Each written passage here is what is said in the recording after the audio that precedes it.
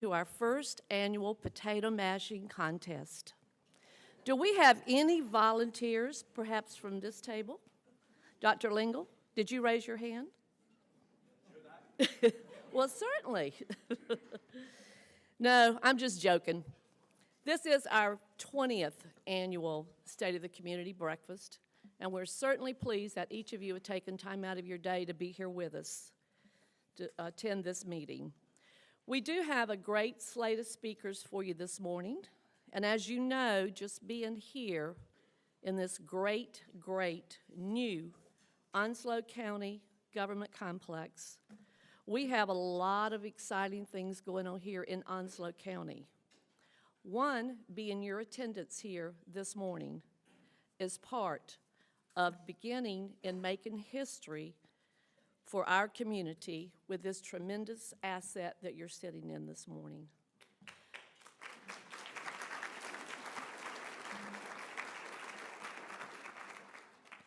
Thank you for everyone that had participated in the new Onslow County Government Complex Center. And at this time, I'd like to call on Cindy Edwards to give our invocation. Cindy, thank you.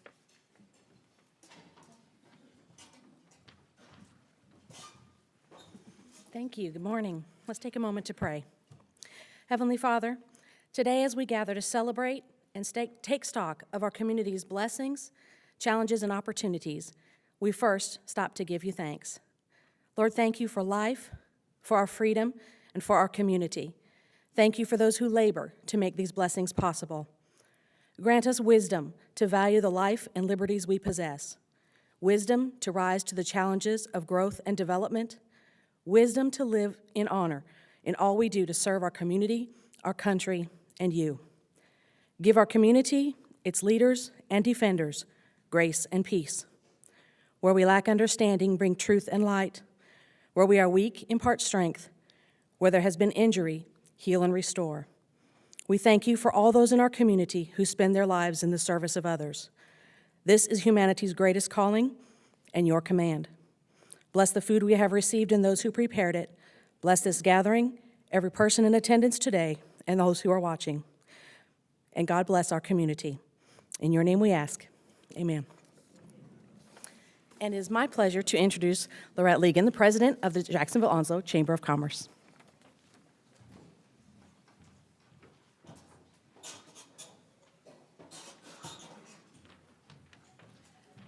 I apologize to you that are still eating, but if you take a moment and please stand and join me in the Pledge of Allegiance. I pledge allegiance to the flag of the United States of America and to the republic for which it stands, one nation under God, indivisible, with liberty and justice for all. Thank you. On behalf of the Chamber's Board of Directors and our Governmental Affairs Committee, thank you for joining us for the 20th State of the Community Address. This event would not be possible without the support of our longtime sponsor, Jones Onslow Electric Membership Corporation. Folks, thank you very much.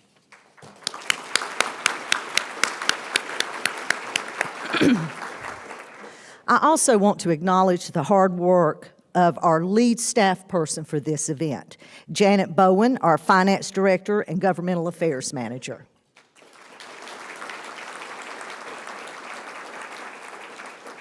Assisting Janet this morning and showing up very early this morning was Teresa Carter, Sabrina Thomas, and Christina Fernandez. Thank you, too. We have a wonderful representation of our elected officials with us this morning, so I would like to introduce those. First, representing Onslow County Commissioners, Chair Barbara Eichner.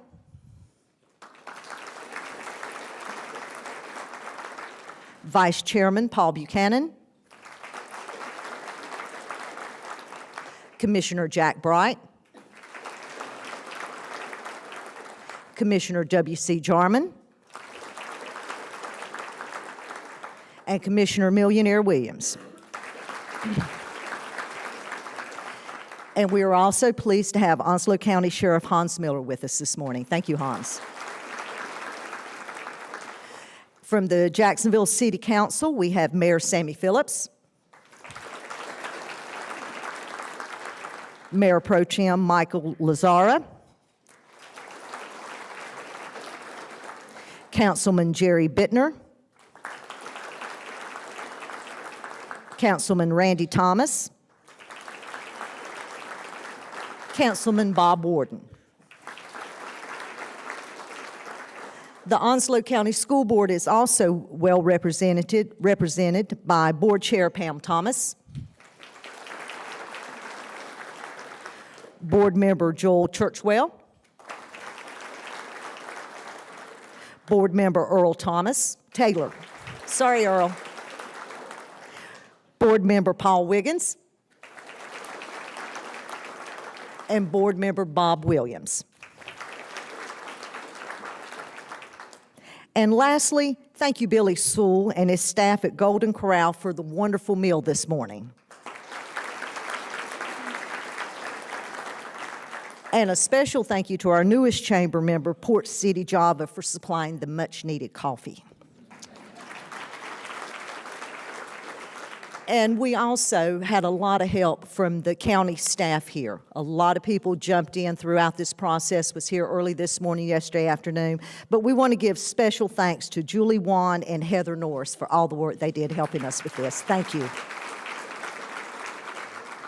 I'll now turn the podium over to the chairman of the Jacksonville Onslow Chamber of Commerce, Mr. Jeff Clark of Jones Onslow EMC.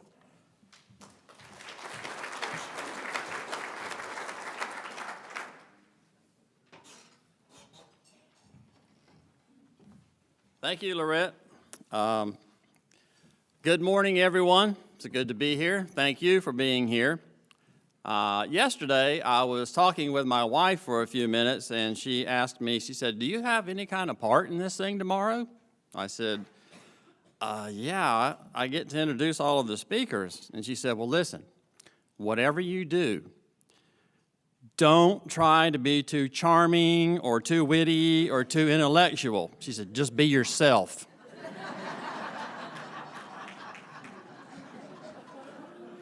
I'm still trying to figure that one out. Hey, it's hard to believe that this is the 20th State of the Community Breakfast. How many, let's take a little poll. How many people have been here for all 20? Oh my gosh. How many people have been here for 15 of them? That's a lot of people that have been here coming for a long time. Well, we've got a good one this morning, and we hope you enjoy it. We do have one new speaker in the lineup, Mr. Rick Stout. Rick, here's the pep talk. Be accurate, be informative, be brief, and then be seated. Okay. Our first speaker of the morning is none other than our Onslow County manager, Jeff Hudson. He is a local gentleman, born and raised in Onslow County. Looking at his bio, he's bounced around a little bit. He's been with other counties, he's been with the school board, but I think he has found a home in Onslow County, being the manager of Onslow County, and he is doing a great job, and we hope he continues that long into the future. So, Jeff, take it away.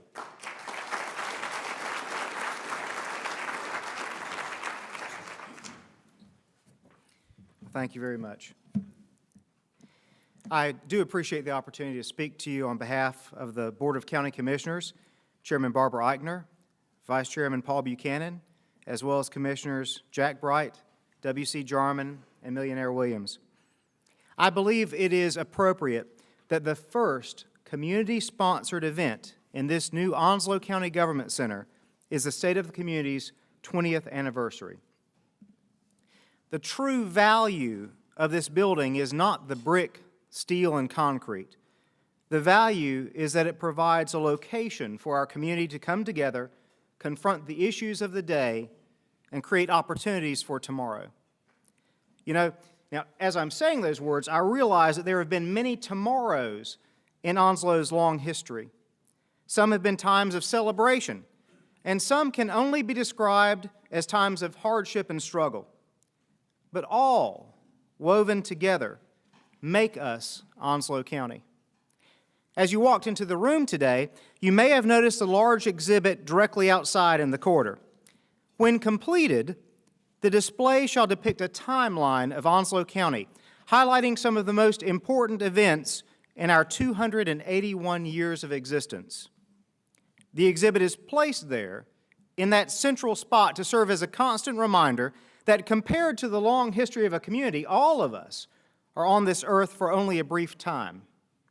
In addition, its place outside the door of this room serves to refocus us on the true nature of our work, our responsibility to posterity. Winston Churchill said, "Study history, study history. In history lies all the secrets of statecraft." Research into Onslow's history reveals two pervasive themes: change and continuity.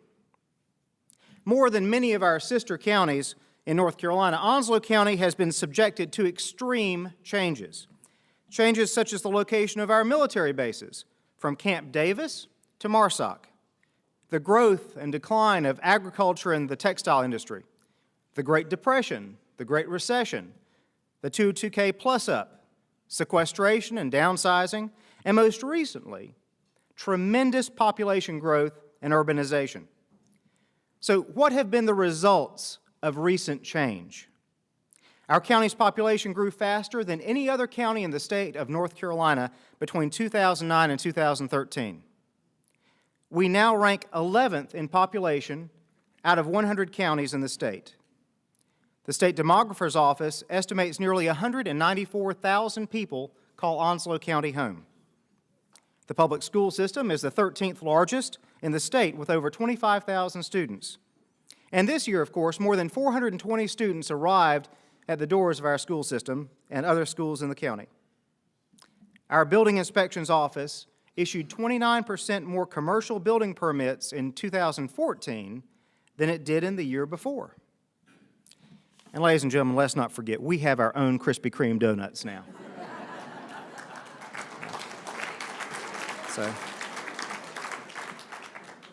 Now, at the same time those major changes have impacted us, Onslow County has maintained a certain continuity. So where, you might ask? Nearly every street and rural road in the county looks different than it did 10 years ago. Our continuity will not be revealed on a drive down the road. Our continuity I am referring to lies within our people. For over 2.5 centuries, Onslow's population has consistently demonstrated some of the highest ideals of our great American experiment. We are blessed. We are patriots. We are opinionated. We are committed. We help each other. We are innovators. We are diverse in our makeup, but unified in our purpose. So where has our remarkable continuity of human spirit left us in 2015? Some evidence of this will be found in the accomplishments of the organizations you'll hear from today. As far as Onslow County government is concerned, I can report to you that innovation and commitment are visible in our activities. In the last 12 months, we've received an A in transparency from the John Locke Foundation.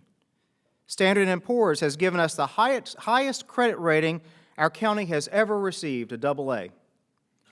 We receive national awards every year for our excellence in financial reporting and budgeting practices. We've established a public education funding formula using objective criteria to provide an appropriate level of support to our rapidly growing school system. We are serving one of the largest county populations in the state with a full range of local government services while holding our tax rate lower than 45 other counties in North Carolina. We continue innovation in areas of landfill gas to energy and solar power, which is anticipated to generate $140,000 a year in new earnings. Onslow has engaged in aggressive departmental realignment and consolidation to promote efficiency.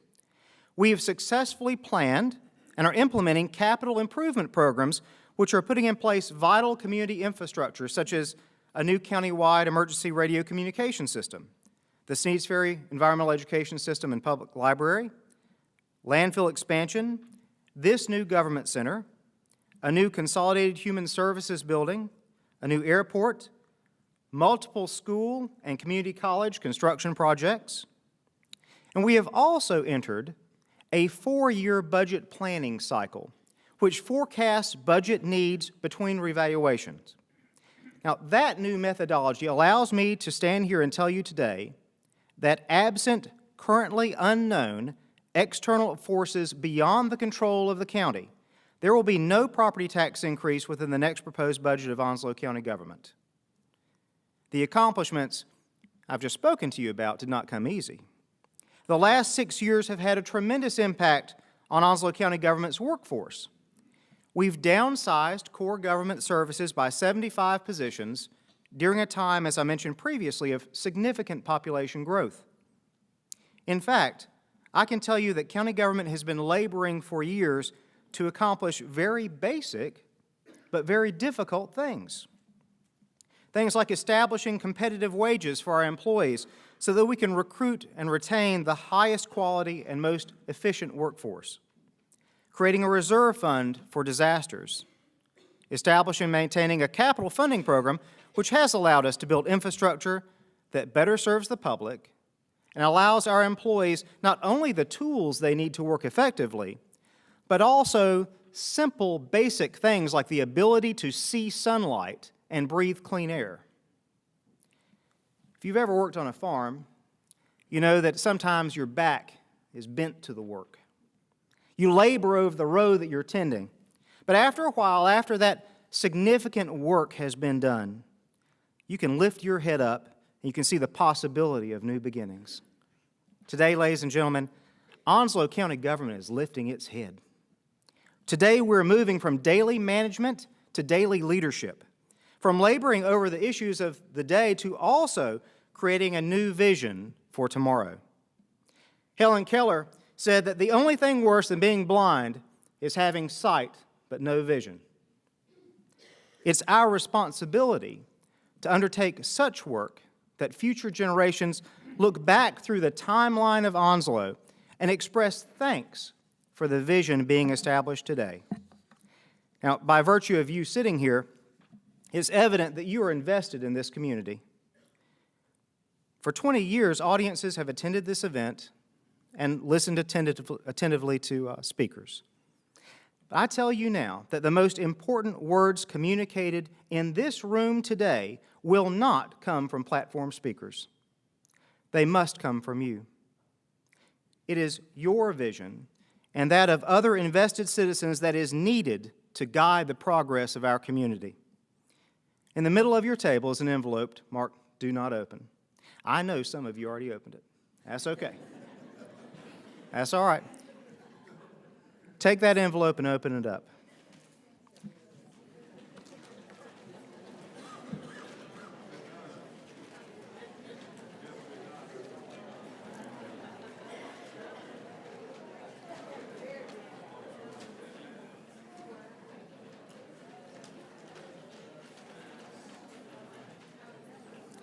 Inside that envelope,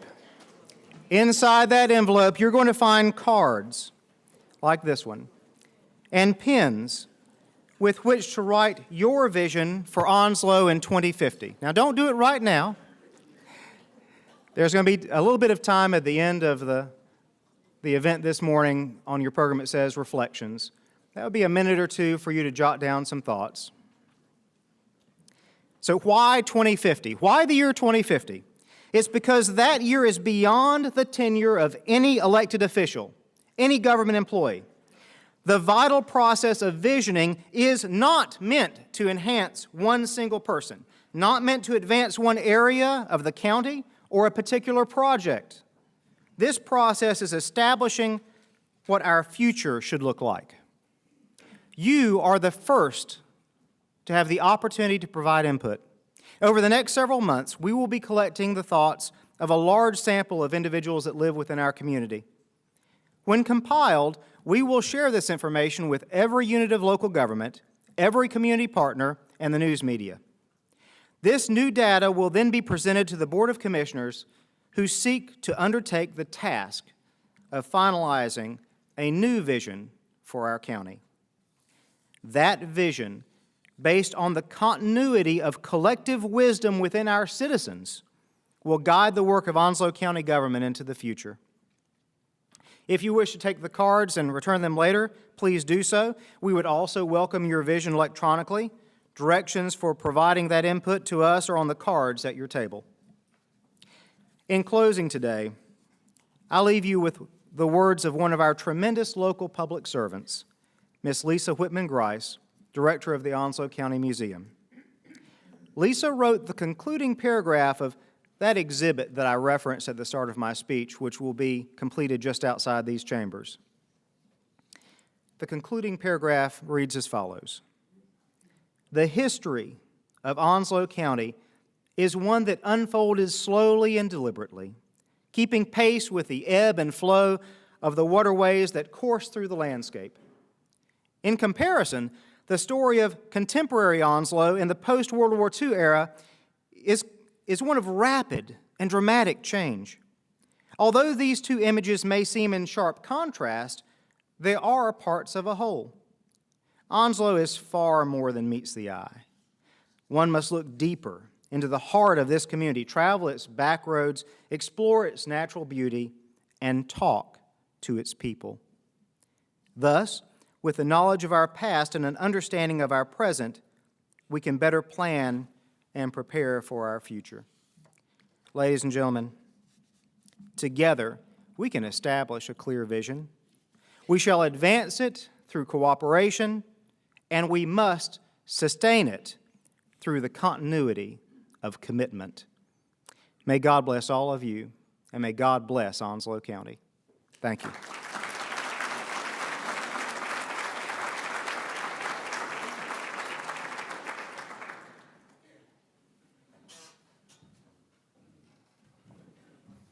Thank you, Jeff, and that is why we love living in Onslow County. It is a great county, and it's only going to get better based on the leadership that you and your staff and the county commissioners provide for us each and every day. Next up, we have Colonel Yori Escalante, Deputy Commander of Marine Corps Installation East, Marine Corps Base Camp Lejeune. Yori probably did not expect to be doing what he is doing the way he's doing it when he first came here. General Castelvi was on temporary, like a 90-day assignment that's turned into about a year. And Colonel Escalante has pretty much been running the base. He said he gets a phone call once in a while from General Castelvi, and it probably goes something like, "Hey, Colonel, how's it going? Good to go, sir? 10-4, roger that. All right, call you next month." We're going to let him tell us what's going on out there at the base and all the good things that have happened and are going to happen. Colonel Escalante.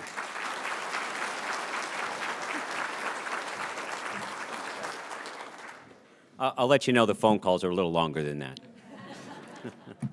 Howdy. And being a graduate of Texas A&M, you know, that's how we greet people on campus, so I have to say that every time I greet people. Being one of the first speakers up here, there's several benefits. One, I get done sooner, but two, I'm one of the first people to congratulate Onslow County on this fabulous facility, and it truly is a fabulous facility. I was talking with City Manager or County Manager Hudson, and he mentioned that it came in under budget and early.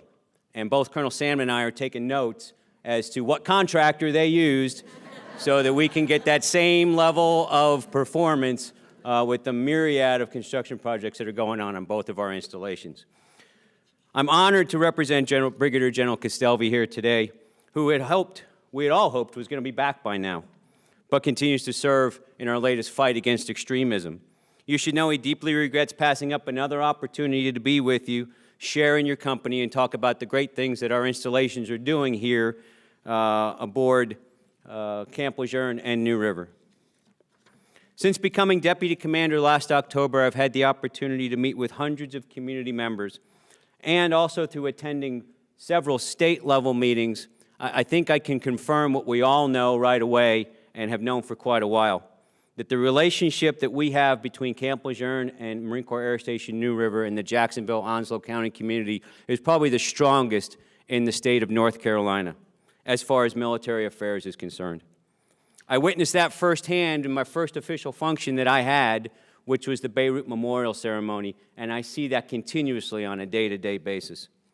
I think Colonel Salmon and I will agree when I say it's an incredible privilege and an honor to serve and work alongside of some of our country's best. Your genuine sacrifice, your full-fledged support, and your abiding friendship cannot be overstated, especially as we weather some challenging and fiscally austere times in the Department of Defense.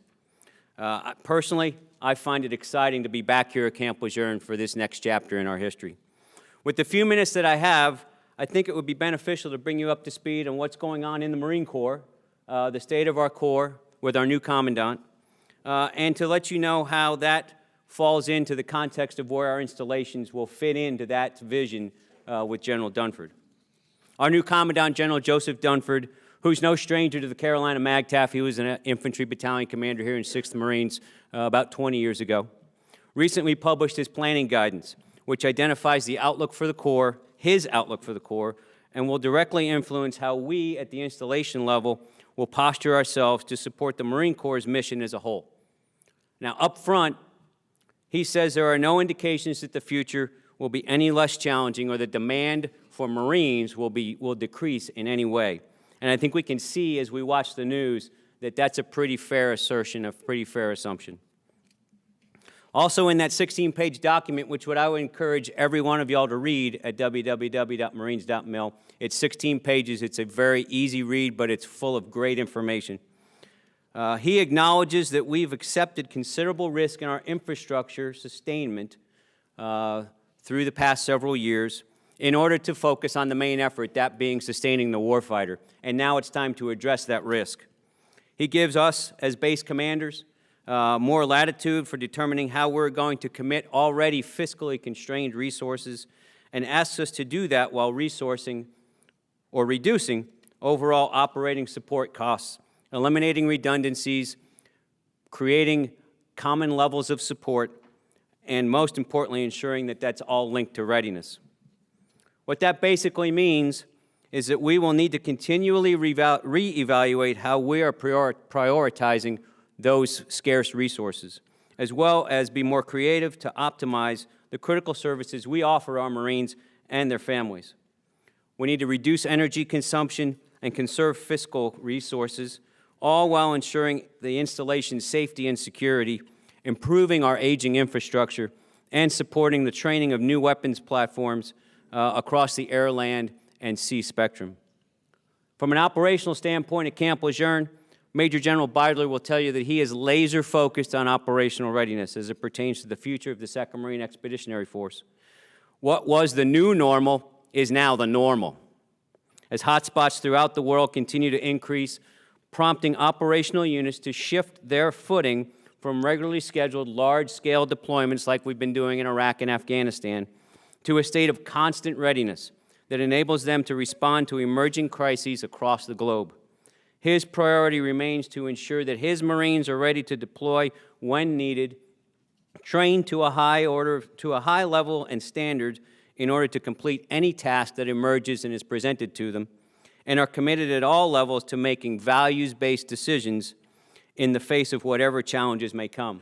In line with the Commandant's planning guidance, their focus is going to be crisis response at the brigade level.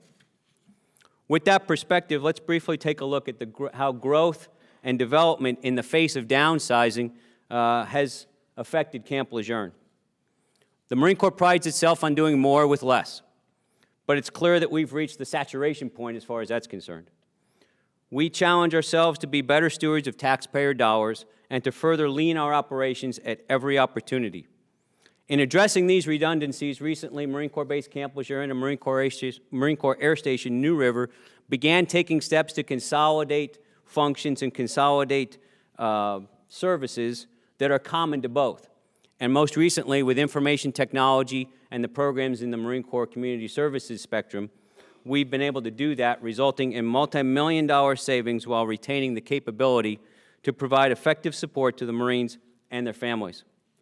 As one of the principal economic drivers in the area, I understand that you all are very well attuned and interested in the population at Camp Lejeune as we go through right-sizing.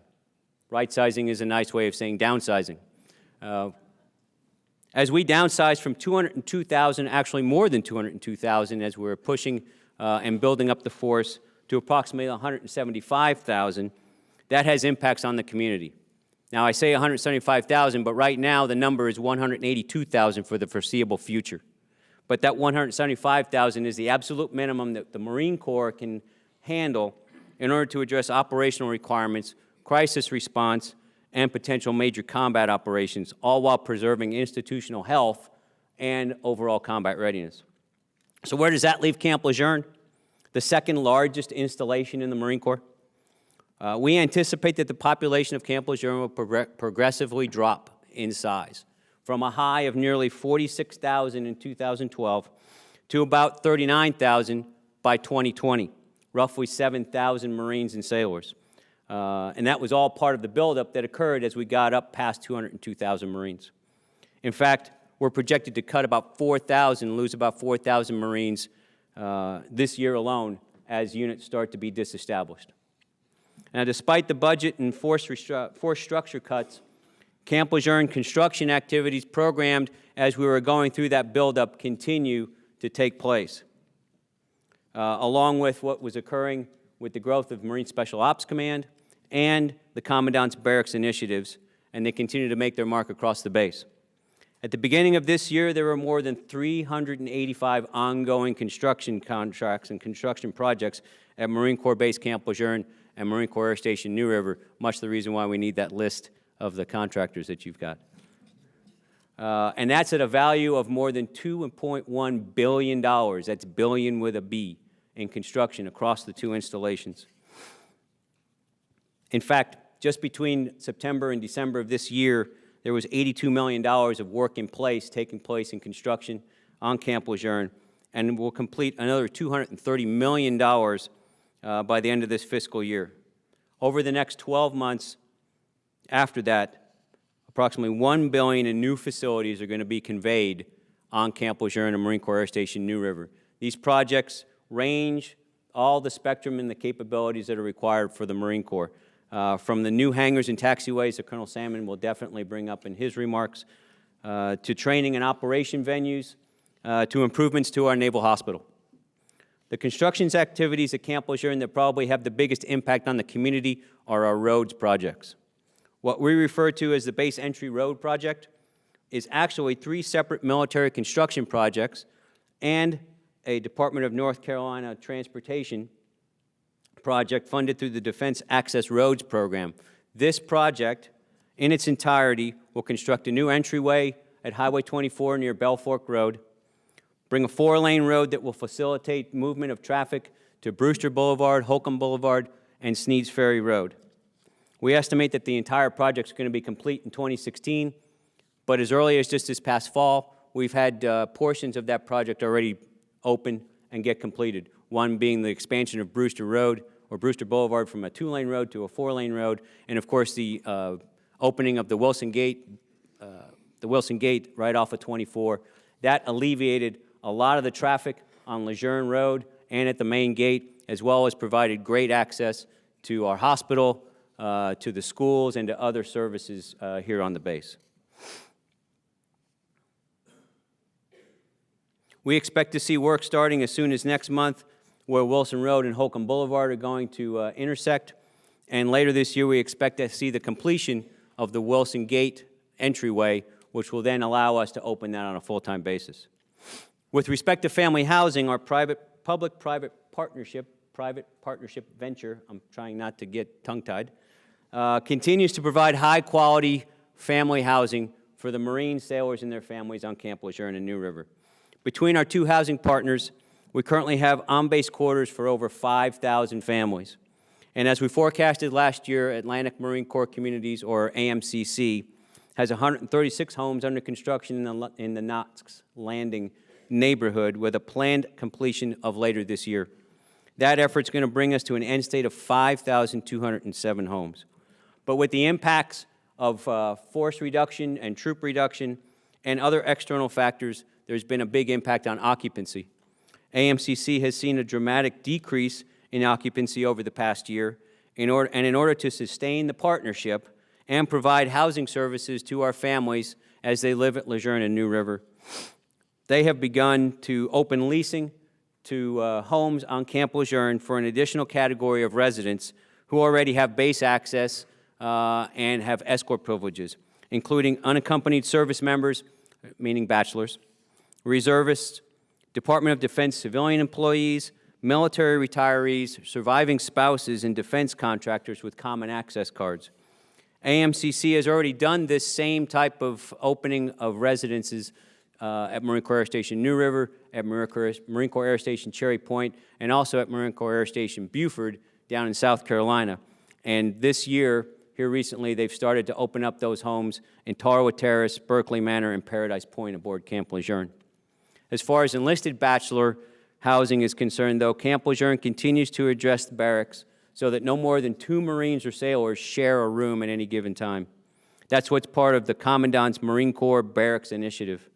To that end, we expect all new barracks to be complete by this year, and with only a few allowable exceptions, permanent party military bachelors, non-commissioned officers, and junior Marines and sailors are required to live in the barracks. The Secretary of the Navy has also set an ambitious goal of building 1 gigawatt of renewable energy generators on Navy and Marine Corps bases.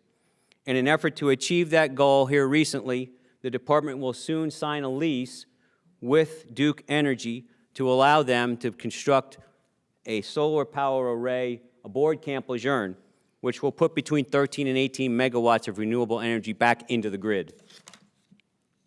For its part, Marine Corps Community Services, or MCCS, has enjoyed a productive but certainly challenging past few months. The successful consolidation of MCCS Camp Lejeune and MCAS New River, now called MCCS Lejeune New River, has brought lots of efficiencies and improvements to the delivery of programs and services on both sides of the river.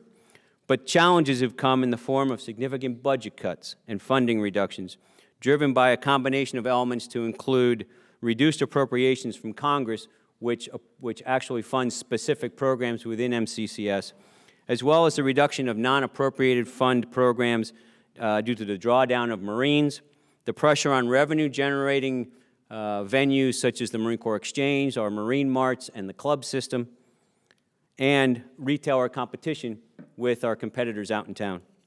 These funding challenges are forcing us to target our actions, reducing fitness center hours, for example, and increasing catering fees and trimming oversight and overhead at the headquarters level.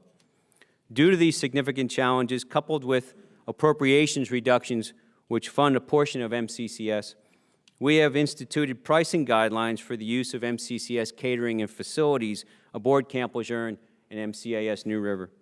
While we have implemented one price list for commanders and command events, what's going to affect the community the most is the separate price list we have implemented for social events and community programs and community events aboard Camp Lejeune. Our catering professionals and our headquarters staff will definitely walk you through that process, as they always do, to make sure that you know exactly what it's going to take. And the good news is that the room fees can be waived if you cater to a certain level and use our clubs and catering system. So please don't hesitate to continue to use our programs and our facilities aboard Camp Lejeune. The good news is that MCCS will continue the events that have occurred in the past next year as well that are open to the entire community. This past weekend marked the beginning of our Grand Prix race series with the Extreme Endurance 10K at Camp Devil Dog, which Saturday morning at 35 degrees in the mud was probably a really fun thing to do. Our annual Mania Spring Festival will take place at WPT Hill Field between the 15th and the 17th of May. And of course, our 4th of July celebration will still be on the 4th of July, Saturday, on that same field. And if the calendar works right, it might actually be a welcome home for Brigadier General Castelvi. As I said earlier, the partnership between the base and the community remains rock solid.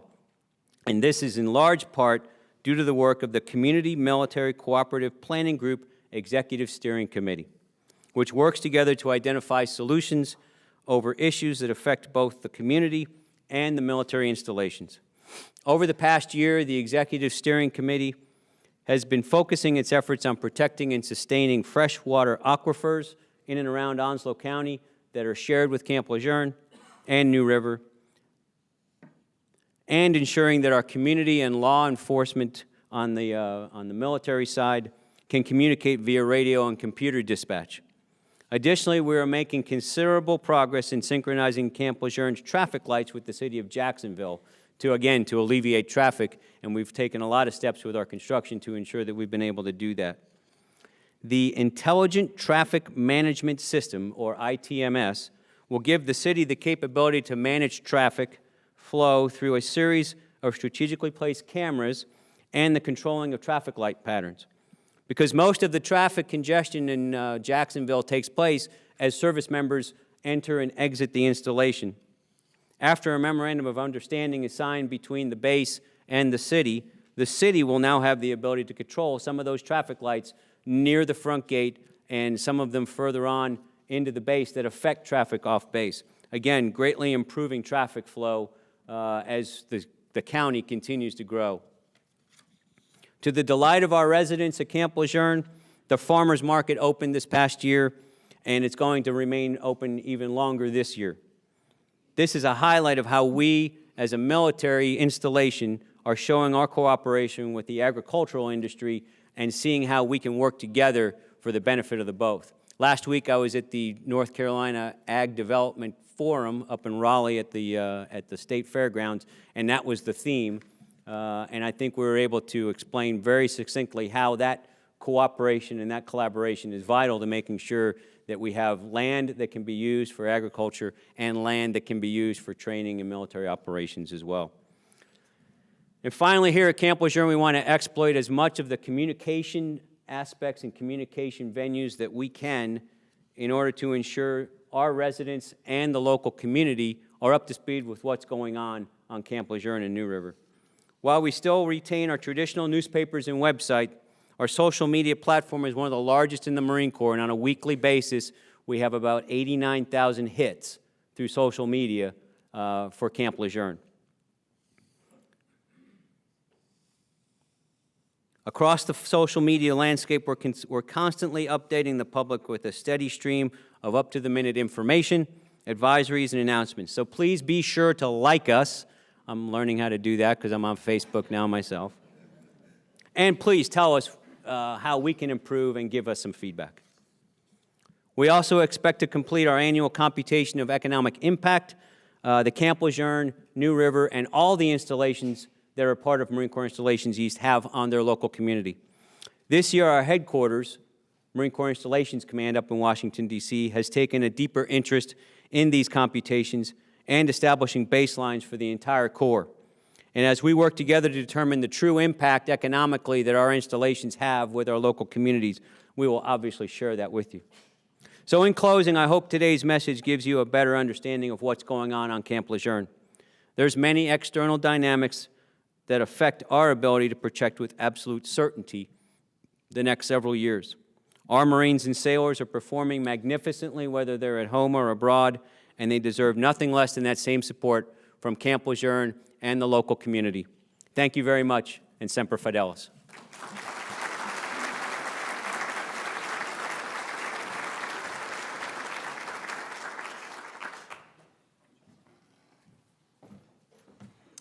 Thank you, Colonel Escalante. Next, we have Colonel Timothy Salmon, the commanding officer of Marine Corps Air Station New River. He has been here a year and a half now, and there has been a lot of activity out on that air station, and it probably has gone as smooth as it ever has out there. He has been an excellent commander of that base, and he is going to give us an update this morning on what's going on out there.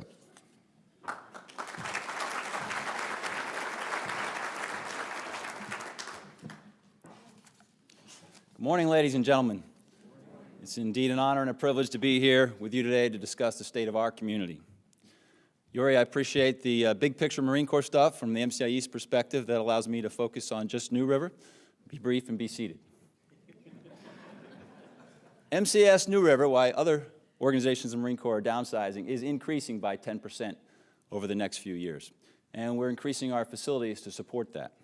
We've received the first of our 2 squadrons from Marine Corps Air Station Cherry Point, Helicopter Marine Light Attack 467, which is a Huey Cobra squadron of over 400 Marines and their dependents, which are now on board Marine Corps Air Station New River after their deployment.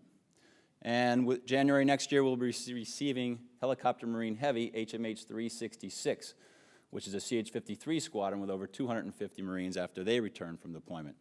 So New River Air Station will be taking care of roughly 18,000 people when it comes to the Marines, sailors, civilians that support them, as well as some airmen on base and the retirees in the local area.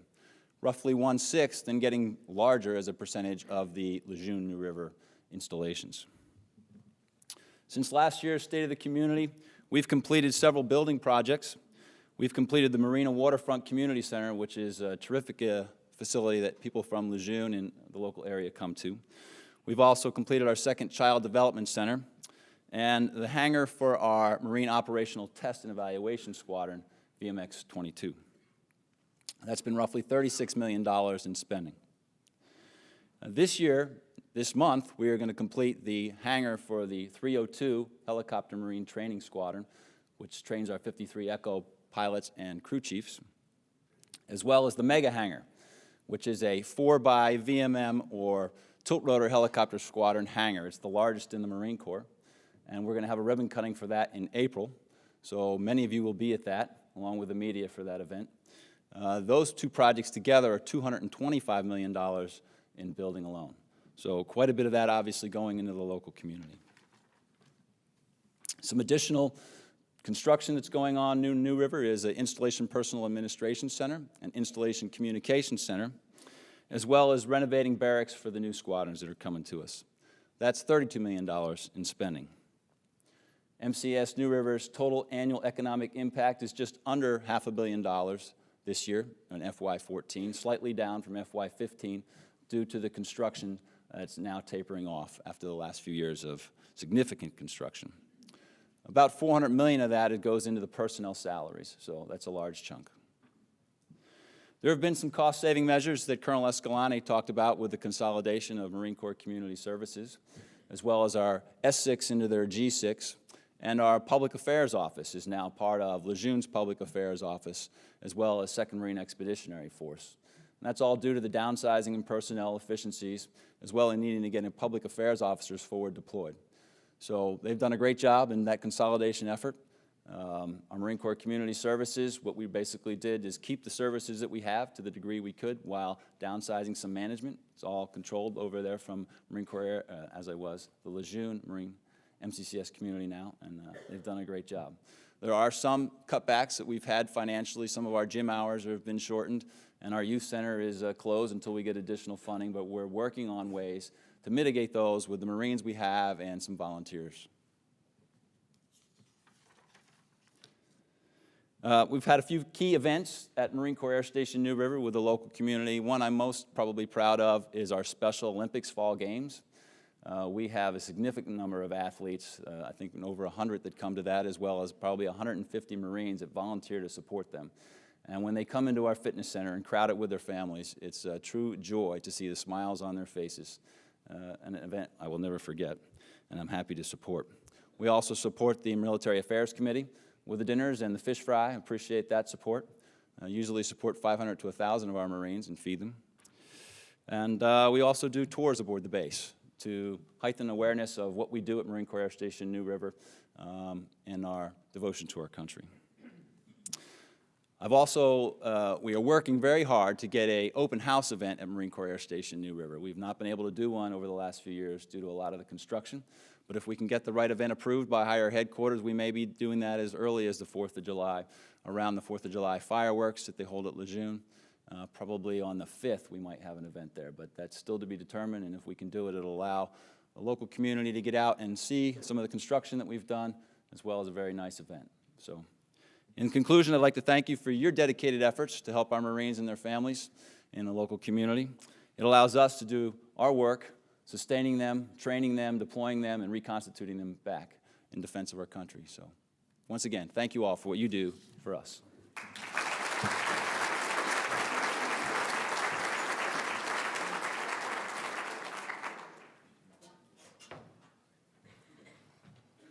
Thank you, Colonel Simon. Next up is Sammy Phillips. Sammy, Mayor of City of Jacksonville. About the second or third time I saw him do this, I was very impressed. He got up, no notes. I said, man, did he memorize that speech? And it took me a little while to figure out he was reading from a teleprompter. About an hour later, I was like, man, does that thing go any faster than what it's going now? So after some constructive criticism after that speech, the next year he shortened it up and he did a fantastic job like he's going to do again today, I'm sure. So without any further ado, the Honorable Sammy Phillips, Mayor of Jacksonville, North Carolina.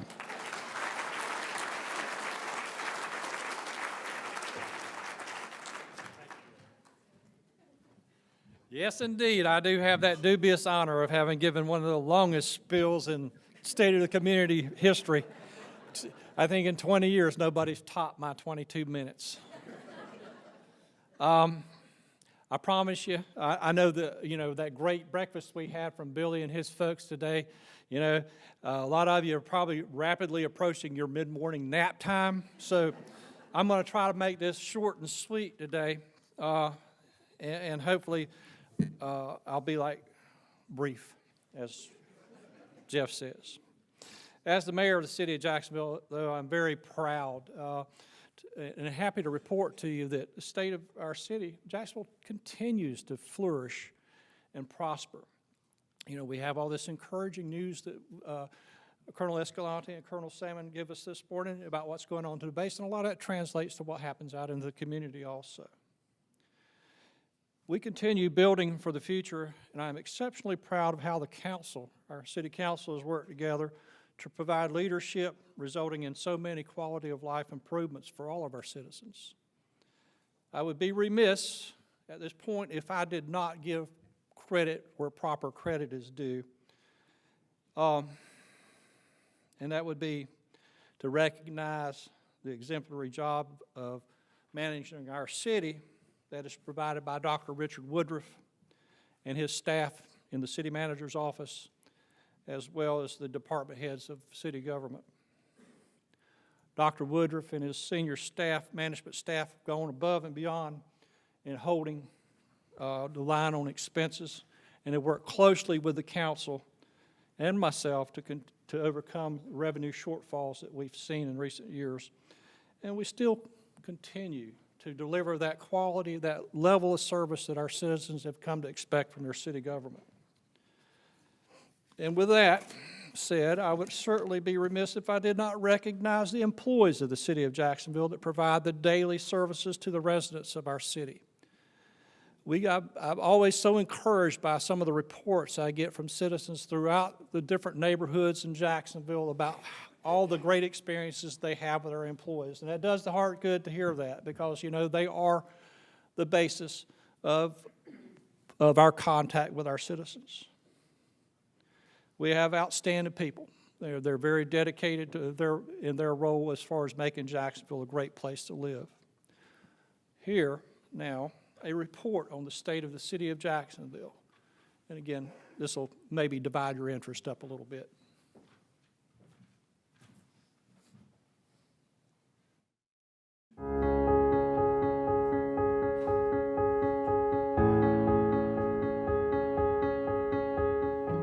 In 2014 began with weighty financial challenges for the city of Jacksonville. The county-wide revaluation exposed strength in commercial growth and a decline in values for residential properties. Sales tax distribution matters were challenging. So too were actions of the legislature reducing some revenues for the city. Grants that had allowed the city to cope with growth the decade before were expiring. Operating costs for new city assets were coming online. These items and the potential of future cuts to revenues caused the City Council to implement the largest property tax increase on record, even after major cuts had been made to the budget the year before. City leaders are still looking within for more savings in the current year in preparation for the next budget. While the increase in taxes and the budget cuts were painful, the budget left in place a commitment of the mayor and city council to maintain the financial stability of the city and to improve the quality of life for our citizens, for now and as an investment for the future. An example is the expansion of after-school care to be in place at every school that is within the city. Another example was the addition of other medical protocols to the city's praised first responder program operated by our fire and emergency services that has demonstrated it can save lives. Our honored fire and police services moved into the new Center for Public Safety in 2014, which makes a dramatic improvement to downtown. It is also a statement that the city wants to improve, revitalize, and support downtown. This new police and fire headquarters and station is designed for the future while significantly improving working conditions for public safety personnel. We're proud of their outstanding response times for high priority calls. 2014 saw a further reduction in time from the call to the 911 center to the on-scene response. The opening of Fire Station Number 2 will further decrease fire services response times in some areas. The opening of Jacksonville Parkway and implementation of the intelligent traffic system will also assist in reducing some response times, as well as benefiting our citizens with more efficient travel. The future for further improvements is very bright, with the outstanding scores won by transportation projects for the Onslow County area, much to the envy of many other areas of the state. Projects to benefit the military were part of those which won high scores. The Jacksonville Area Metropolitan Planning Organization and the city continues to advocate protecting services and infrastructure designed to assist the military in their operations. Jacksonville has joined with other military cities to form the Military Host Cities to be a state-level force advocating for and presenting issues to protect military interests.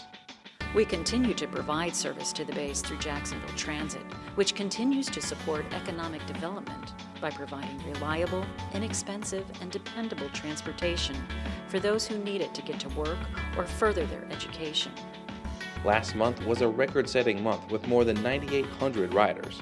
That includes those who use it as an inexpensive option to get off base, a service the city wanted to provide as a service to the military.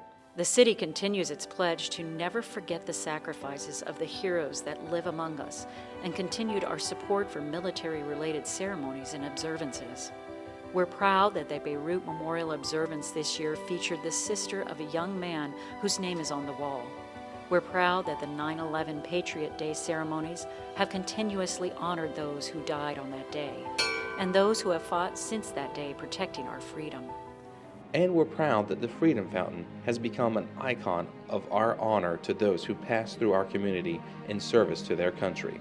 The fountain is an inspiring entrance into downtown where revitalization continues with new businesses opening, new homes being built, and continued interest in improvements.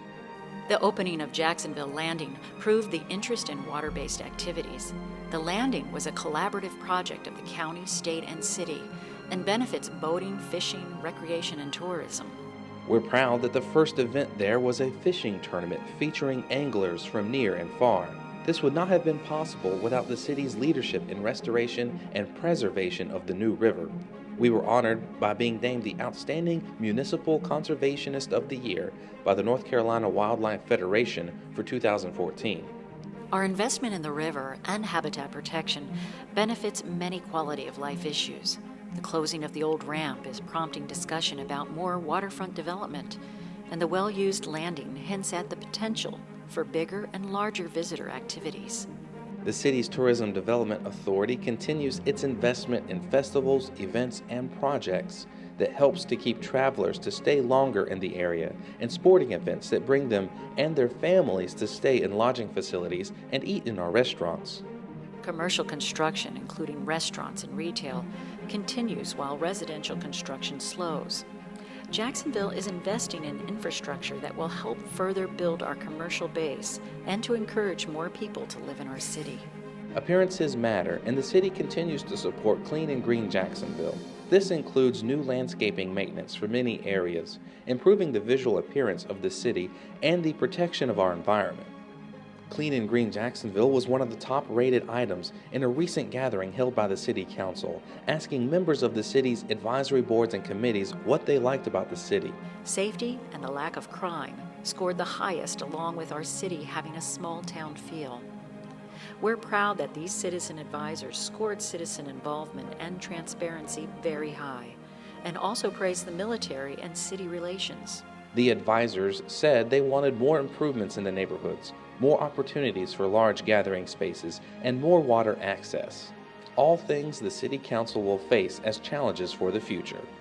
Jacksonville continues to face challenges with the effects of growth and the demand for services, but has a bright future as a host of our military assets, the home to heroes, and a place of pride.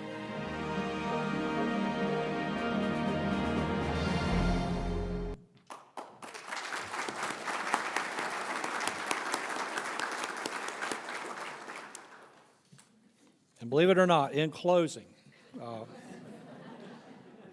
maintaining the health and vitality of Jacksonville is essential to our county and region.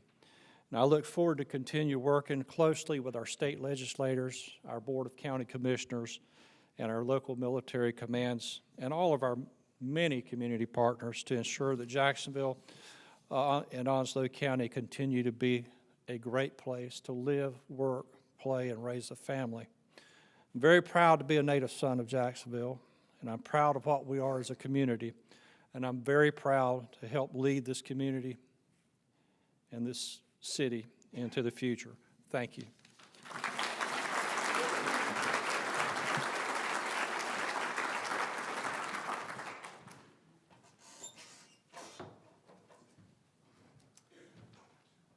Thank you, Mayor Phillips. Next up, we have the Superintendent of Onslow County Schools, Mr. Rick Stout. Don't know a lot about Rick yet. He's been here less than a year. He seems to be doing a really good job. School started on the right day this year. The first day it opened up was good. I think he's going to do a great job here. And I learned last night, if you get caught talking on your cell phone on the base, he's your go-to guy. He knows how to handle that situation. So if that ever happens to you, call Rick.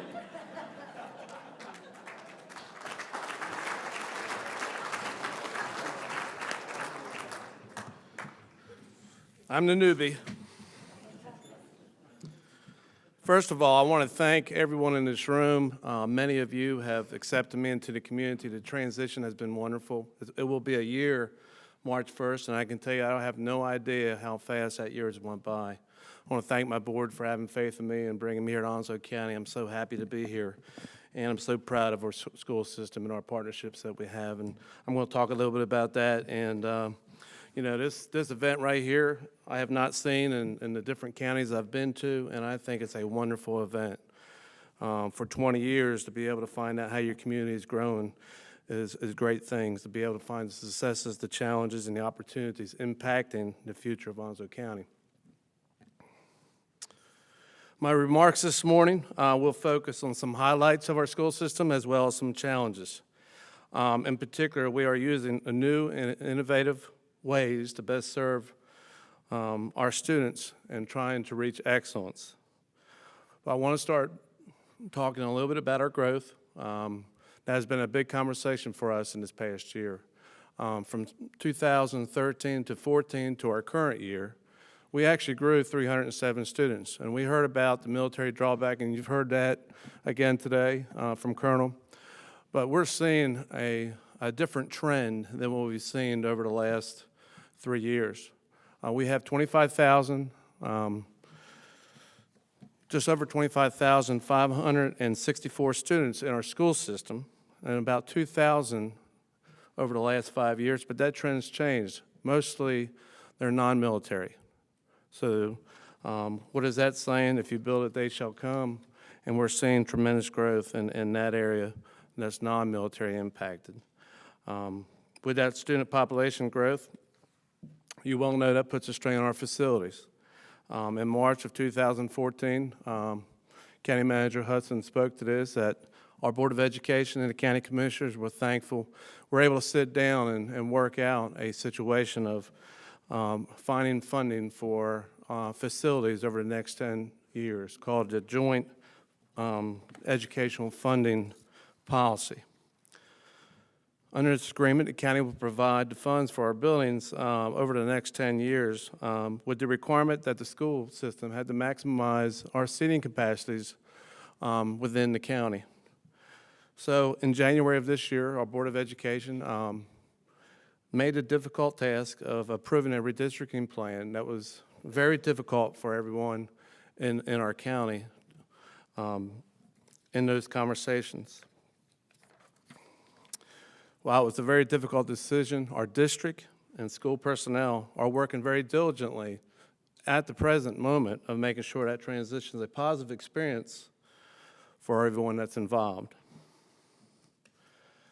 Now, looking at what else is happening in terms of growth, that means if we continue to grow, that means more teachers will be hired in the near future. And when new people come to Onslow County, obviously that's a positive impact on our economic side of things. Some other highlights that I would like to bring up is that we're a model for not only our state, but for our nation and the global outreach that we're doing within our school system. The reason we do this is to provide students with a better awareness of interconnection that comes through our participation in the global economy. This desire to protect a deeper understanding of our connections with the rest of the world drives our instructional programs from top to bottom. From our international teachers to our theme schools and language immersion programs at our elementary level, to our increasing world language programs at the middle level, and to our high schools where we serve up to 7 different languages that includes French, Spanish, Chinese, German, Russian, Arabic, and Japanese is all being served within our school system. We're very proud of that. We'd like to acknowledge the ongoing interest in our work across the career and technical education programs that are in our high schools. We work very closely with our economic development folks. These programs are critical in preparing workforce and in providing certifications in the area of construction trades, automotive, culinary, Microsoft, just to name a few. Onslow County has received recognition as the 6th county in the region to achieve work-ready community status. And we're very proud of that. And also we're ranked 10th highest in the state in providing certifications to our students and credentialing through career and technical offerings. And it's just under 4,000, those credentials that we're actually giving out.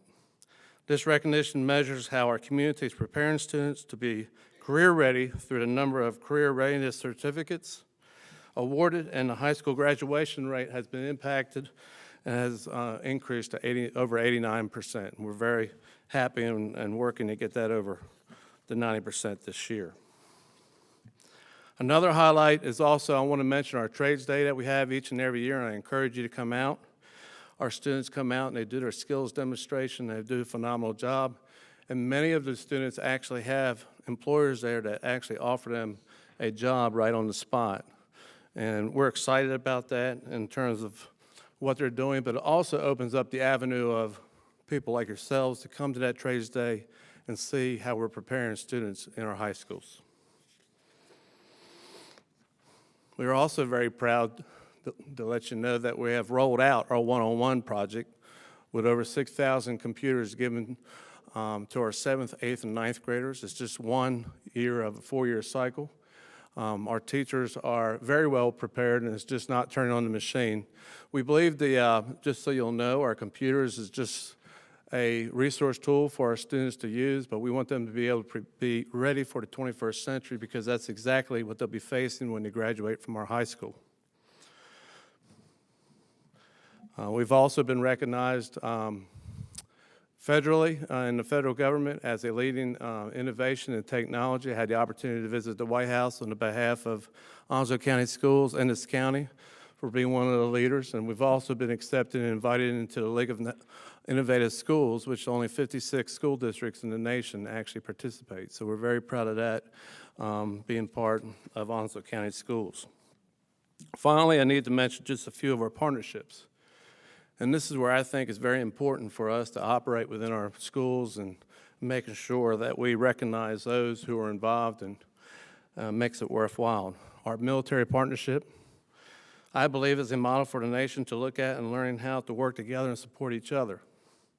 Our transition and counseling, supporting our military students, such as Student Ambassador, student-to-student program, is just an example of the critical support of our military members and their families need during a time of transition and uncertainty. And also, we have many, many volunteers from the Marine Corps that actually comes to our schools to help us.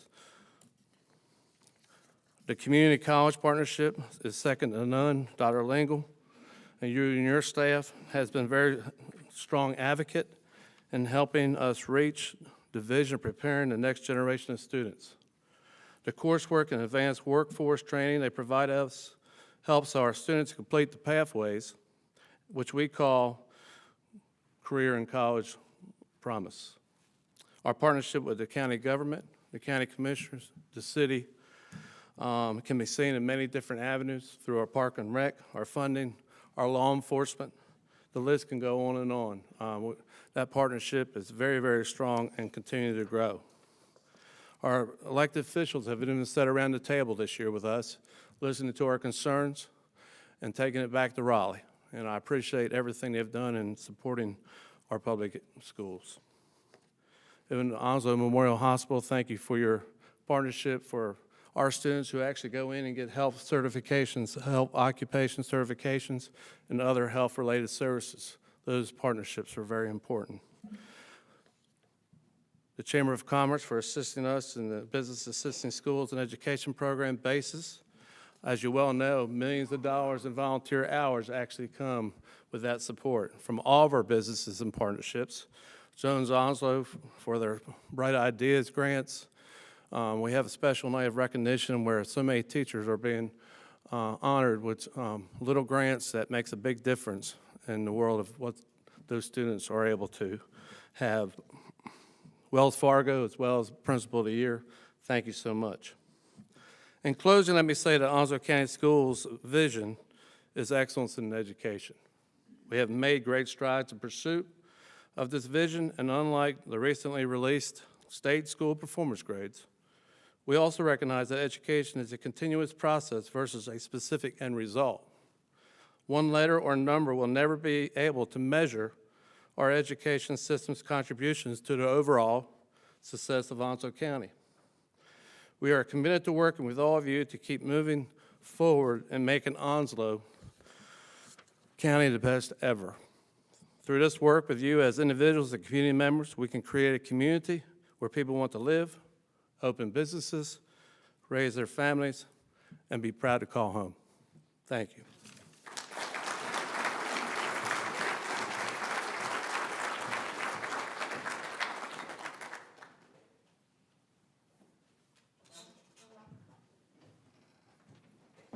Thank you, Rick. And next up, we have Dr. Ed Piper from the hospital. Ed is taking an entity that was about 10 or 12 years ago not in very good shape, and between he and his staff have turned that thing around. They have turned our hospital around, our community hospital. And they are in the process of making some decisions now that are going to propel that hospital well into the future in a very successful mode. So, Ed, we appreciate everything you do, and you're up.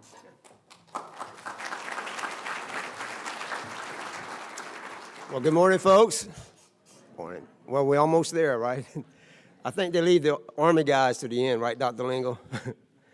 So, again, it's an honor and a privilege to be your community hospital CEO. Before I give a few remarks, I'd like to recognize and thank a few folks, board members, 11 folks who serve the hospital board. I believe Sarah Wilchin is here and Miss Vanessa Irvin, vice chair. I don't see any other board members. So if you give them a thanks, I appreciate it. Our foundation board, Marty Goldman led that, and no, you was in last year. So those members of the foundation board, let's give them a hand of thanks as well. We'll be having our annual gala this coming month, February the 28th, Disco Fever. So if you feel the need to help and serve us and give a few dollars, we'd appreciate that. That would mean a lot to our future. I also like to recognize our executive team. You folks stand up for a second. Let's recognize the executive team from Onslow Memorial Hospital. Thank you. Their motto is, if you're busy and your plate's full, get a bigger plate and wake up early.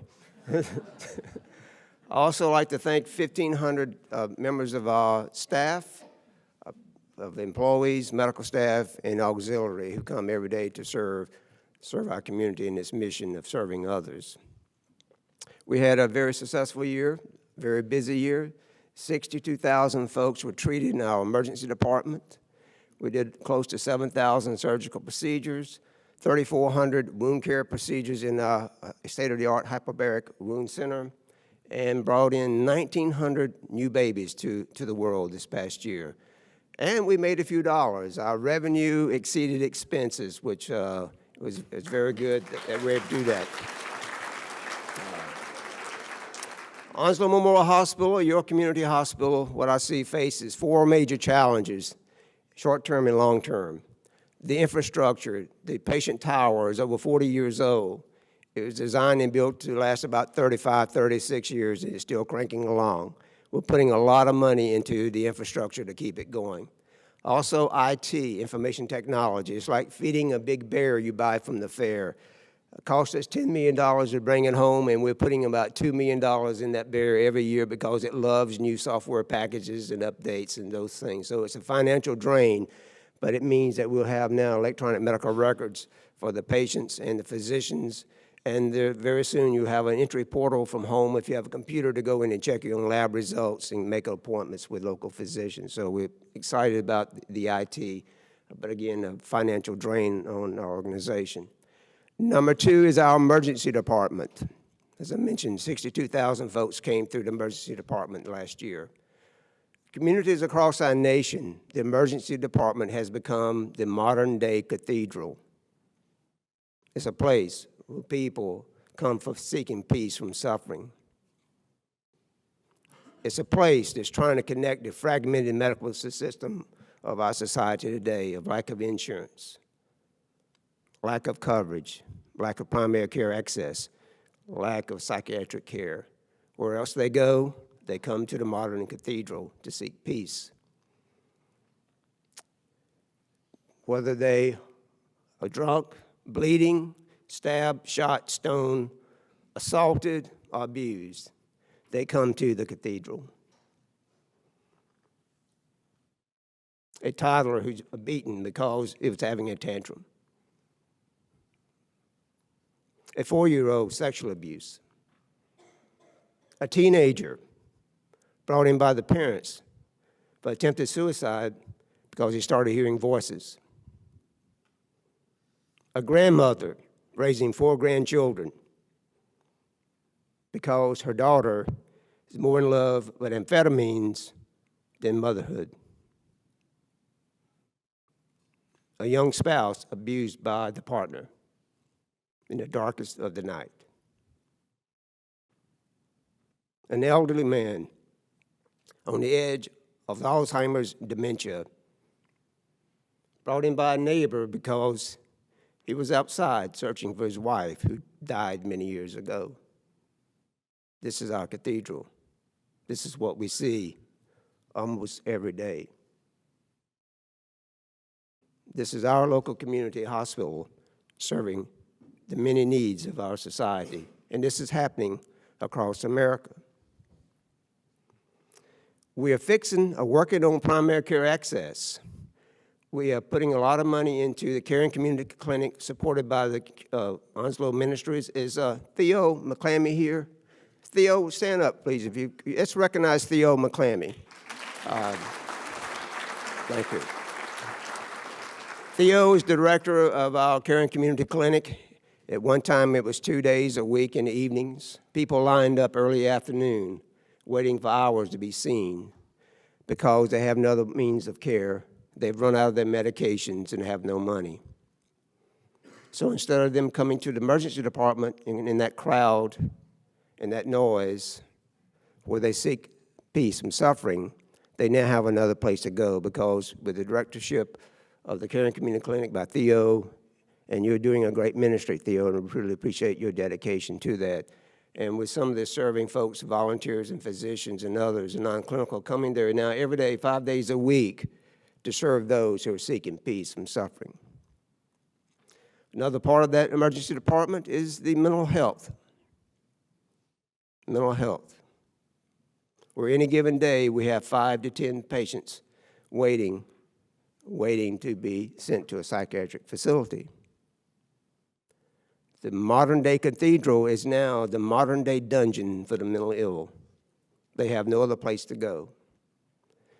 I think it's a crime of our society and our state that we're not doing more to help the least of these, those without a voice, who live on an island of irrelevance surrounded by an ocean of indifference. As Florence Nightingale said, we can do better than this, and we must do better than this.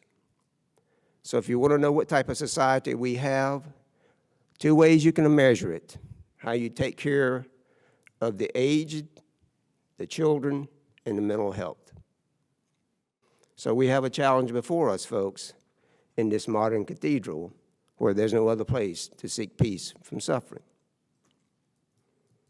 So I charge all of you folks to write our senators and representatives at the state level saying we need to do something to help the mental health, because, folks, they have no voice. They have no voice, and if we don't become their voice, they're doomed forever. Another challenge that we have is that what we're facing is a financial situation. We have been proud that for the last 13 years we've had a positive income, revenue exceeding expenses. We thought we were going to lose it this year, about $5 million, but through cuts and challenges that we faced with reimbursement reductions, we still were able to make about $1.6 million. But as we look at the horizon, that's not going to happen continually. We must do something, and our authority board made a decision in December that we need to become part of a system. And their decision was that let's do exclusive negotiation with Vidant Carolina East to get economies of scale as a resource allocation and to get economies of clinical expertise as well. We will be working in the next 3 or 4 months to come up with a definitive agreement that will maximize the opportunity of our emergency department in our hospital and our hospital staff, clinical pathways and continuum of care, and also ways to cut even more costs out of a very, very expensive operation. Because Onslow Memorial Hospital, we spend about $450,000 a day, $450,000 a day to take care of our folks. And we're not getting that much money in return from reimbursement. So we must cross the river. Even though the river's wide and deep, there's milk and honey on the other side. And we see that association with Vidant Carolina East will enhance the survivability of our community hospital into perpetuity. It's not going to be easy. There's a lot of work yet to be done. But what we want to do is improve call coverage, subspecialty coverage, to infuse more clinical opportunities in this community, and again, also to reduce costs in those areas. The fourth challenge that we have is population health. Under the Affordable Care Act, we're now faced with a federal unfunded mandate that local hospitals throughout our nation are now accountable for the health of the population. We don't know how much it's going to cost to do this. We're just starting to figure this thing out, like all other hospitals, but we're now accountable for the health of the population. And working with the health department, what we would like to do is come out to you folks, to the city and county, and to the Chamber of Commerce, and to businesses, and to the school, and Coastal Community College, and start working with the staffs at these different organizations to see how we can come together to improve the health of our community. There's empirical evidence supported by a lot of scientific research that says that only about 15% of a population health, or the health status of an individual, a family, a community, or society, only 15% is related to the availability and accessibility of healthcare services. 85% of the healthcare status of an individual, family, community, society is related to genetics, lifestyle, socioeconomic determinants. And there's a strong correlation with education and income to lifestyles and also health status as well. So evidence supports the fact that education is key. Education is key to improving income, improving appropriate lifestyles, and also improving the health care status. Folks, we live in a very aggressive society, and we see it every day through our emergency department. There's no way that our community or our state or our nation is going to be able to come to terms with the cost of health care until we address the lifestyles of people across our nation. North Carolina has a bad report card on health status. This past year, North Carolina received a C in tobacco use. That doesn't mean we need to smoke more. It means the other way, right? A C in tobacco use, a D in physical activity, an F in nutrition, and lifestyle and obesity. So folks, I challenge you today that as we go forward into the next coming years, population health is something is amongst all of us, and we're going to have to all work together. Thank you very much.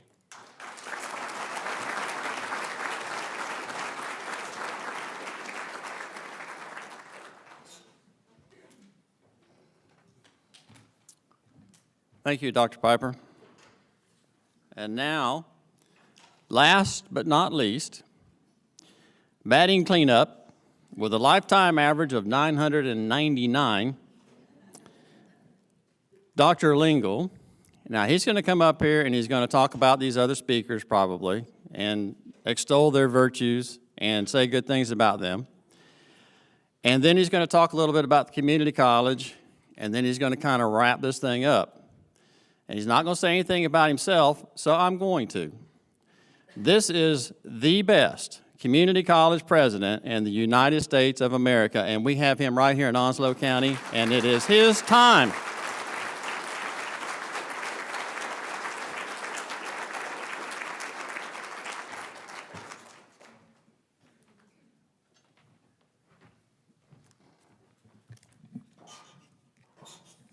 Jeff, I don't think I've ever seen anybody lose credibility so fast. You were doing great until you blew it there at the end.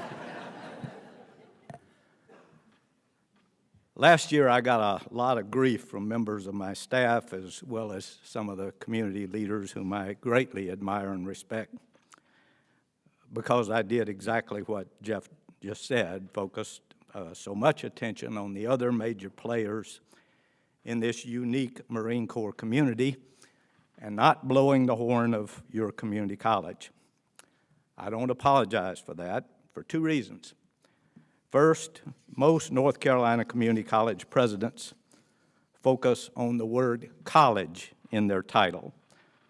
And that's not surprising, because in this state, our funding is almost entirely driven by enrollment growth. Throughout my career, I've chosen the road less traveled. For most of my years as a community college president, I have focused on the word community in our title and educational quality, not enrollment, as the most important yardstick. So for those of you who really want to hear some of that, I'm going to give you just enough to get Jeff off my back. Hopefully. The North Carolina Community College system, as many of you know, was one of the first in the nation to adopt a set of annual performance measures for its community college system, on which our student outcomes data have been compared against each other for nearly 15 years. Coastal Carolina Community College, your college, has met or exceeded all of those performance measures more times than any of the other 58 colleges of the North Carolina Community College system. More recently, our system leadership and the North Carolina General Assembly have seen fit to add performance funding incentives to that state funding formula in an effort to incentivize higher rates of student success at each of the colleges. This past year, Coastal earned an additional $520,000 in performance funding, which placed us among the top 10 of the 58 colleges. We are cautiously optimistic about this latest experiment, since so many of our students are members of military families whose subsequent success rates are infinitely more difficult to track once they leave this community. And because so many of our students eventually transfer to out-of-state universities and get jobs in other states, we believe that at least one of the new performance measures actually penalize the few community colleges like us and Fayetteville Tech that serve large numbers of military families, as they do those that serve large numbers near the border of adjoining states. But even with that disadvantage, which we are working very hard to overcome, not many public community colleges are clamoring to benchmark their record of quality against Coastal Carolina Community College. Part of the reason for that is that we take accreditation, both of the college as a whole and for each of our professional licensure programs that get students jobs, more seriously than most colleges do. On both sets of measures, Coastal has been, if you will permit me to be painfully immodest for a moment, one of the best community colleges in the nation.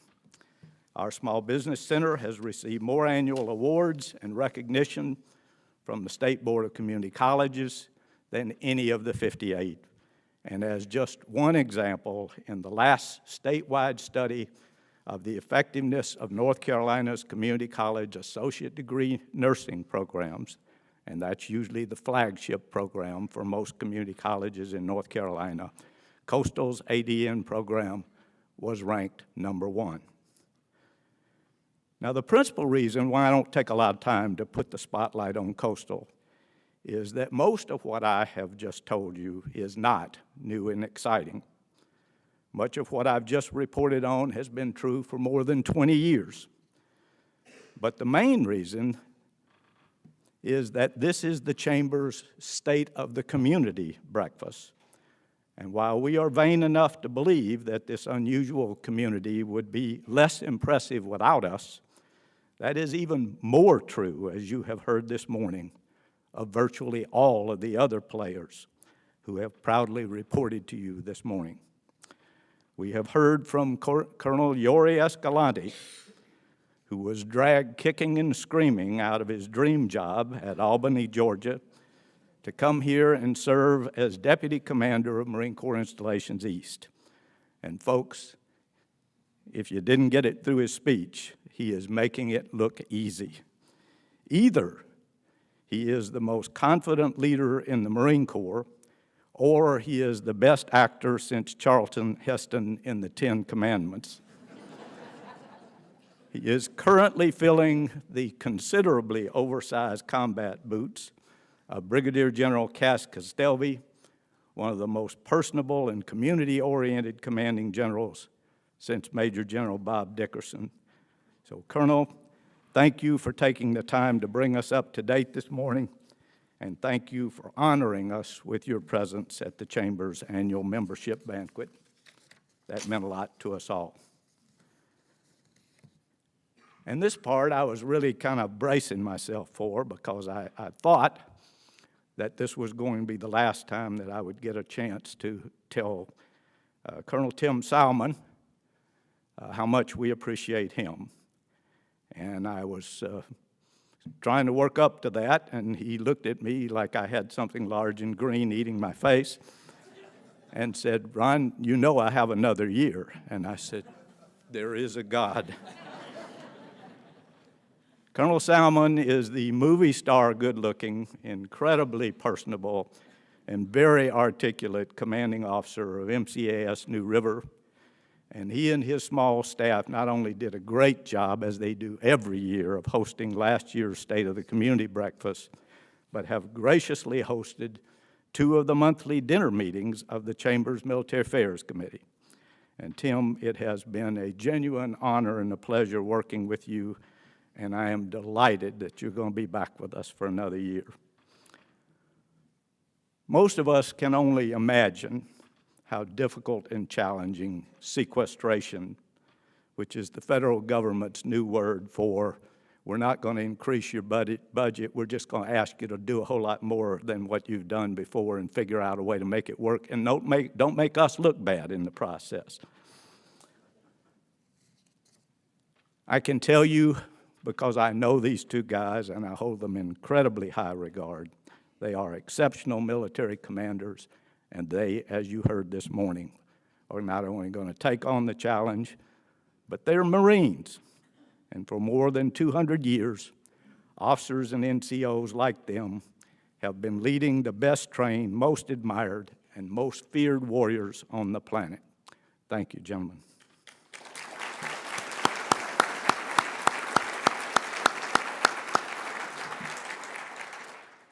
And we have also heard from the Honorable Sammy Phillips, whom I have described as the proudest mayor, not just in North Carolina, but in the galaxy. And if I had led the city council that hired Dr. Richard Woodruff, I would be the proudest mayor in the planet. Like many of you, I don't take the bypass to avoid the traffic on Highway 17 anymore.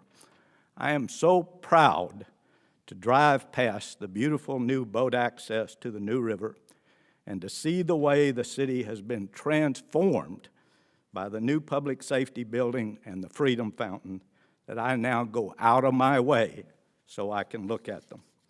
And I can hardly wait to see what the Jacksonville Memorial Gardens will look like when the planned landscaping is completed.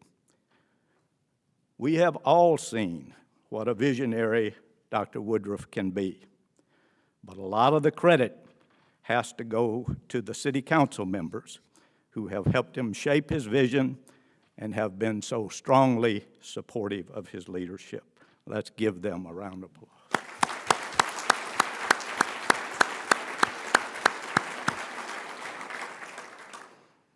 And like most of you, I was just blown away, as I am every single year, when Jeff Hudson, who is unquestionably the most visionary county manager most of us have ever seen or will ever live to see. I wish Jeff could have been here. Is he still here? Oh, I thought he'd left. Okay. Forget that part.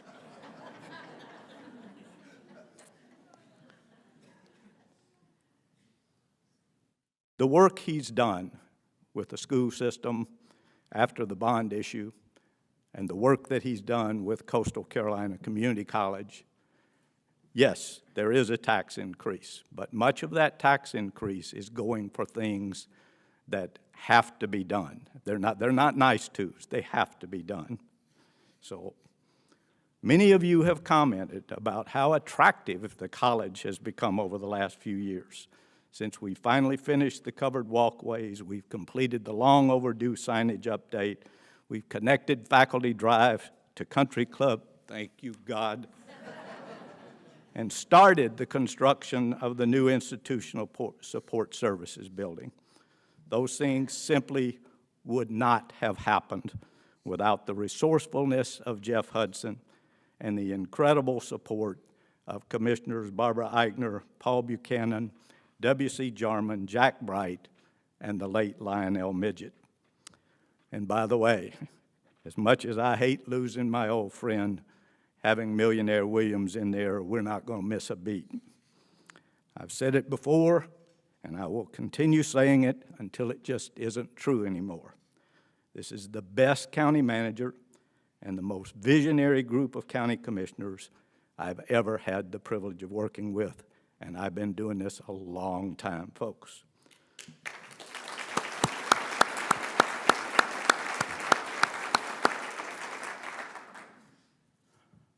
This one's hard.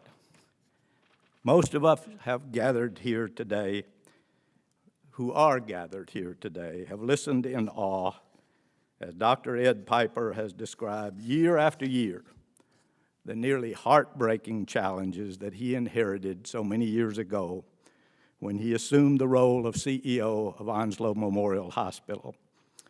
And every year, we wondered how anyone could continue to battle the seemingly boundless obstacles that he, the board of directors of the hospital, the medical staff, and those incredible employees would have to overcome and keep overcoming if Onslow Memorial was to have any chance of surviving.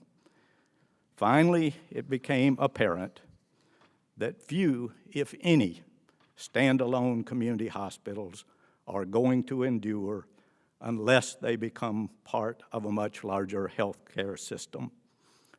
That's the bad news.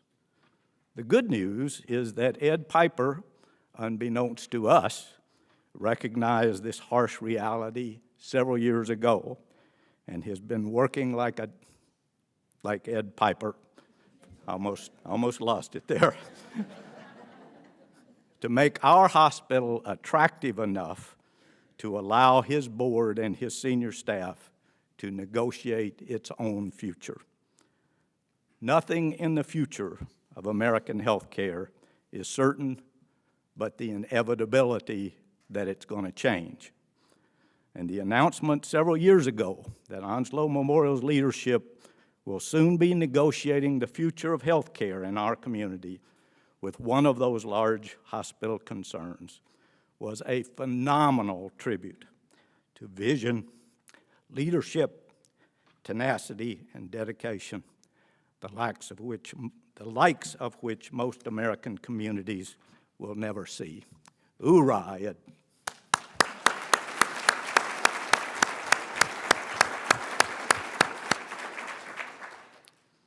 He chokes me up. And we've all heard our still new superintendent of schools talk about what he's learned, about the challenges and opportunities facing him, facing the members of the Onslow County Board of Education, facing his senior staff, facing his school principals, and most importantly, facing the many dedicated teachers who are working to meet the diverse needs of a large and still growing school system.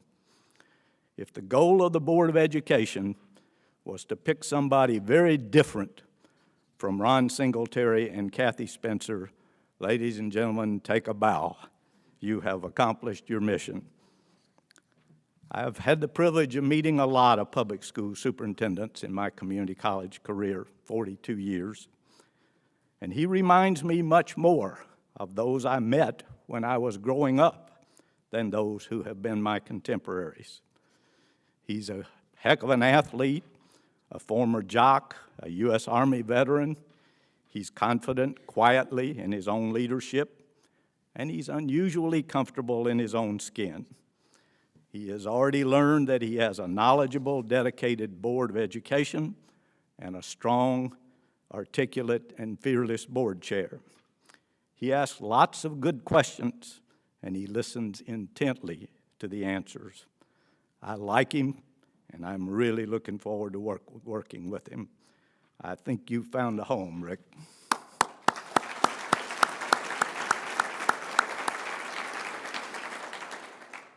And so, for what it's worth, I am where I find myself at the end of every one of the State of the Community breakfasts.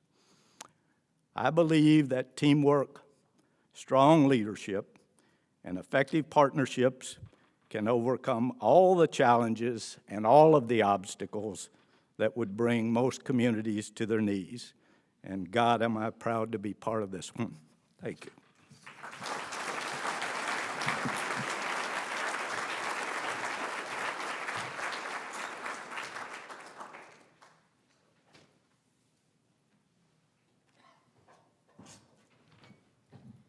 So for my second speech, very briefly, once again, on your program it says reflections. If you would like to take a moment and write down your reflections on 2050 after listening to all the wonderful news that we have in Onslow County, please do so. If you'd like to take your smart device and snap the QR code that's on the card, wow, I can say that. Did I do it okay? Yeah. then please do so. And otherwise, take the cards with you. Submit your thoughts electronically. We really would like to know your vision for the future of this great community. Thank you very much, and I'll turn it back over to Jeff.